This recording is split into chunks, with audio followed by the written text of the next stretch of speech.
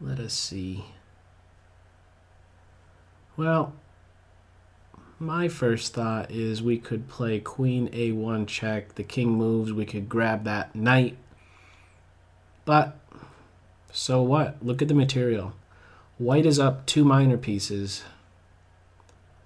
White has 2 bishops, and our bishops are long gone. So trying to just regain a knight is not going to cut it. I think I see the answer.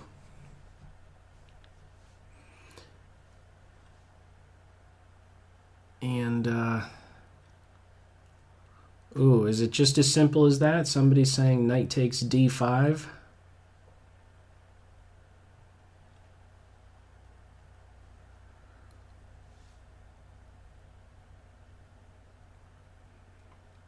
Somebody's saying knight d5, but another thing I'm looking into is just... I'm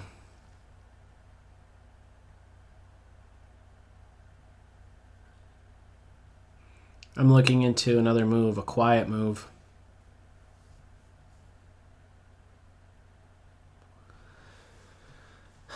Keep in mind that this is the only square the king has available, so some of my attention is centered around trying to control this square. And one way to maybe do that is to have the knight on this square, but playing it here right away, well, it just gets captured. However, what if after rook e2 we have bishop takes rook? Well, let me state it like this. If rook e2 is played, how do you defend against the mate threat on a1? If you move the knight, you get mated with rook. Moving the knight would allow the queen to watch over a1, but moving the knight allows the rook to enter the scene on b1, and that's going to be TKO. Rook e2 cuts out that one flight square, and if after bishop takes rook, after knight e5, we have that same story, I believe. Same story, knight on e4, controlling this flight square. Once again, mate threat on a1. How do you defend it? You move the knight, yet again, rook b1. I think that this is going to be the move. Now, one last thing I'm now checking for. I believe that this is the solution.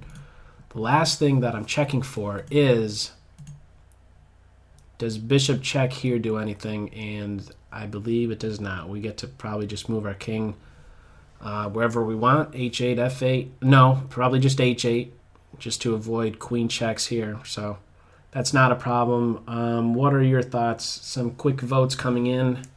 I've probably skewed many of your thoughts by suggesting rook e2, but I think that that is it. Sneaky move. Rook e2. Knight takes d5 looks appealing because it's hitting the queen, it's picking up a pawn, but there's one reason that I'm kind of discounting that is because of, well, what is it doing? Though there's so many, well, not so many, but I guess there's a lot of different moves that could be played here for white. Rook e2, I think we're going to go with that. Hopefully this is right. Rook e2 is correct. And I believe now the follow-up is not check and then here with the fork, but to first just control this square. I think this does the trick. Knight e4 is correct, and that's it.